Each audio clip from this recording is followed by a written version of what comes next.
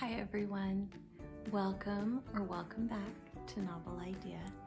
My name is Dia, and today I just have a little bit of a book review for you. I have finished a few books so far in the month of January, and I just want to tell you about what I've been reading, especially one in particular. So I'm going to save the one that I really want to talk about until towards the end of the video. So I have read four cozy mysteries. One of them is a sequel, and I'm not going to remember the name of the series. It's by Auralee Wallace, When the Crow's Away. I think she writes the just kind of edge of your seat stuff really well. But as far as the characterizations and such go, they're not my absolute favorite. It is about a young witch who is widowed, and she lives with her two aunts who are also witches, and her uncle, who is, I guess, a warlock. There are always some sort of magical mystery. The young witch, the main protagonist of the stories, can see ghosts and speak with them and help them to pass on. Then I read three by Victoria Gilbert. The first couple were from the Blue Ridge Library series, and those were A Deadly Addition and Renewed for Murder. And as you can tell from the name of the series and from the names of the books, it does take place around a librarian. It's just kind of a fun family involvement kind of series, so I enjoy those ones. However, my favorite one that I have read so far in January in the cozy mystery realm is the other one by Victoria Gilbert, and it is part of Hunter and Clue. And the name of it is A Cryptic Clue, and it is an elderly, or older anyway, I don't know about elderly, but older woman who has been downsized in her job and has come to catalog and inventory a wealthy recluse who is young, though. He's quite young. He's in his 20s. Has some sort of social anxiety disorder. And so he is not somebody that likes to socialize, but he has a real gift for solving mysteries. And so she kind of becomes his hands, eyes, ears, kind of thing outside of the house. And she brings all the information back to him, and he then solves the mystery. And it was just wonderful. I loved seeing the two of them and their relationship kind of develop, and her relationship with some of the others in the household develop also. And it was just really fun. I enjoyed it a lot, and I'm really looking forward to reading whatever comes next in that series. Then I read by Sylvia Townsend Warner, Lolly Willowes. And this was her debut novel. We start out in her girlhood, and her father is completely enamored with her. He's had two sons. He loves females in general, and he is just so happy to have a miniature of his wife, basically. The boys are old enough to be away at school, so Lolly actually gets raised pretty much on her own with her father, and they have a very sweet relationship. Lolly's real name is Laura. She doesn't become Lolly until much later in life. When her father dies, she has to go live with her brother, and the girls end up calling her Aunt Lolly, and she's Lolly for the rest of her life. I don't know exactly what to think of this book, because Lolly is sort of an ephemeral character. Like, she's there, but you kind of forget about her. And I think that Sylvia Townsend Warner does that on purpose, because that is sort of what everybody in the book does as well. They just kind of, after her father dies especially, she has to go live with her other brother and go away from her family home where she has grown up, and she isn't asked if that's what she wants to do. She isn't given any other options. They don't talk to her about what her desires are, and she doesn't complain about having to go do these things. So it just feels like she is almost a ghost in the way that she is handled by them. And she spends the next 20 years of her life with her brother and his wife and her two nieces.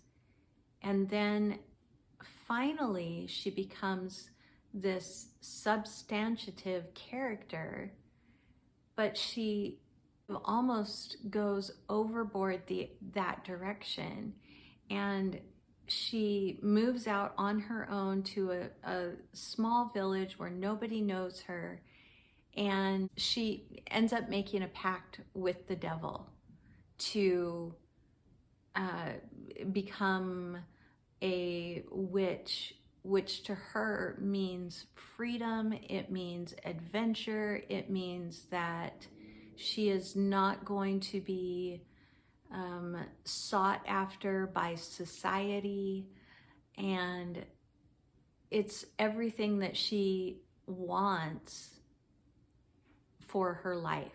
There was no build up to that. I liked the fact that Sylvia Townsend Warner did a commentary on how unmarried women of a well-off family were treated. They were like furniture practically. They could be moved around to whatever relative they wanted to, or those relatives wanted to move them around to, and they had no demands of their own. They were placed somewhere, and and they were expected to serve in a certain manner. And so it was a good commentary on some of the social expectations of women, but it also was odd.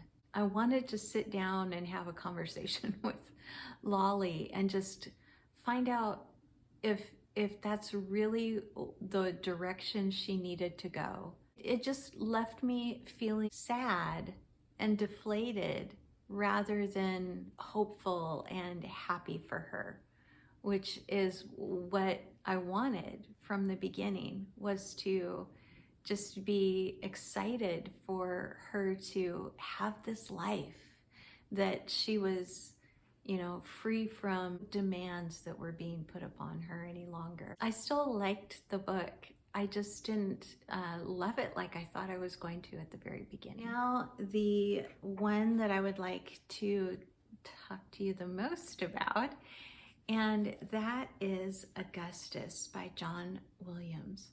If you are not aware, recently in the BookTube community, we lost someone who I did spend last January chatting quite often with her as I went through Plutarch's Lives. We didn't have really similar reading tastes, but whenever we were reading ancient history or ancient historical fiction, we did talk.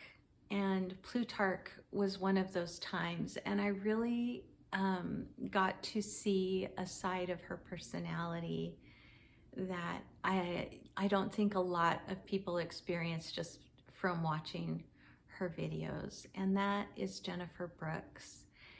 And her mom just recently posted on her channel that she passed away on January 3rd. It was very sudden, and she was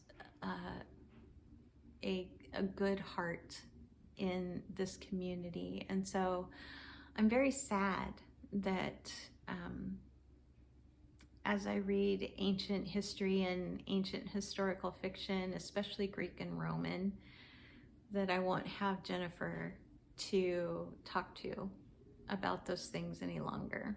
And so in reading this next book, it was very bittersweet to be reading it and not be able to message Jenny and ask her things or laugh about things with her.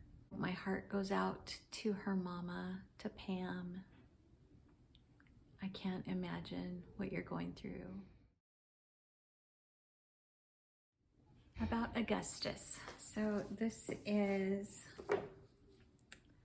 Augustus by John Wiliams.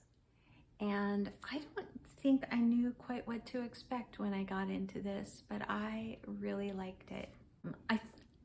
I thought that it was nonfiction. Probably no secret if you've been around here for any length of time. I don't know if you guys can hear the wind outside, but it is unbelievable. If you've been around here for any length of time, you know that I love both Greek and Roman history. This is a work of fiction, but it is one of the most well-researched, well thought out works of historical fiction that I have ever read, because it reads like nonfiction. He used beautiful prose. I mean, it's just gorgeous, which is what you expect from John Wiliams if you've read any of his other works. But this is epistolary, which is not my favorite to read usually. But with this, it just worked. It was journals, letters, addresses to the Senate, poetry, plays, songs, and he used the people that were in Caesar Augustus' life to create a very well-rounded, well-fleshed out Caesar Augustus. The characters are very nuanced, and they are the ones that are telling his story. We do get a little bit from Gaius Octavius, who is Caesar Augustus, but we get a little bit from him, but not really very much. Mostly his mom, his stepfather, his adoptive father, who was Julius Caesar. We get his daughter, we get his second wife, we get his best friends, we get his enemies, we get people that are on the periphery of his life, old nursemaids from when he was a little boy, different people from different walks of life that create the fullness of who Augustus was. August means revere. It means worthy of honor. And that is not the name he was born with. It is the name that the people he ruled over gave him. They gave him that name.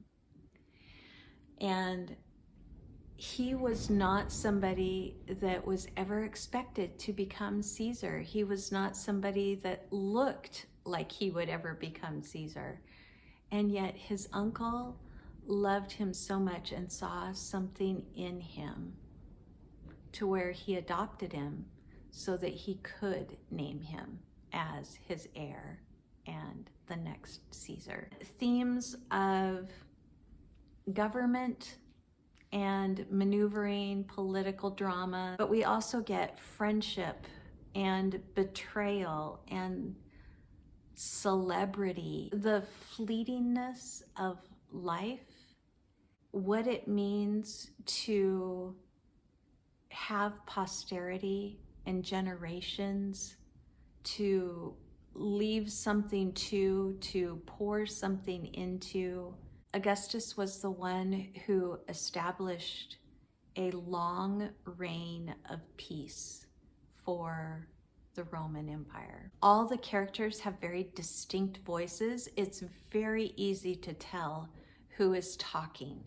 However, you have to pay attention to the date at the top of each piece of, whether it's an essay, whether it's a letter, whether it's an address to the Senate, whatever it is, please pay attention to the dates, because it's not done in a perfectly linear manner. He kind of jumps around a little bit, which is the only critique that I would have really for the book, is that it doesn't start with his birth and end with his death, although it does. It doesn't just do that. We get bits of information from Caesars that come after him. So it is not done completely linearly.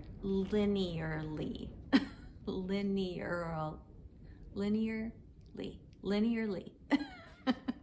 Yeah, there are time hops, so just be aware of that when you're reading. The only other part that I found difficult about this was not the fault of John Wiliams at all. It was the fault of the time. And that is just how women were treated in this day and age. Manipulation, political manipulations especially, they were property. There were times when there was a woman who was completely happily married, had children with who she was married to, but because it was politically advantageous to marry someone else, Caesar would tell her that she was getting a divorce. She had no choice.